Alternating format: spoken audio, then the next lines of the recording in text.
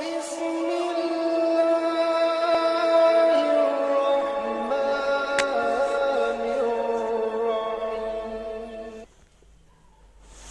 اکرم صلی اللہ علیہ وآلہ وسلم نے فرمایا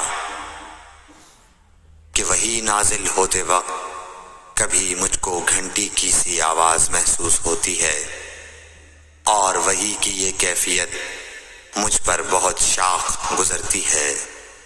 جب یہ کیفیت ختم ہوتی ہے تو میرے دل و دماغ پر اس فرشتے کے ذریعے نازل شدہ وحی محفوظ ہو جاتی ہے، اور کسی وقت ایسا ہوتا ہے کہ فرشتہ بشکل انسان میرے پاس آتا ہے اور مجھ سے کلام کرتا ہے، بس میں اس کا کہا ہوا یاد رکھ لیتا ہوں۔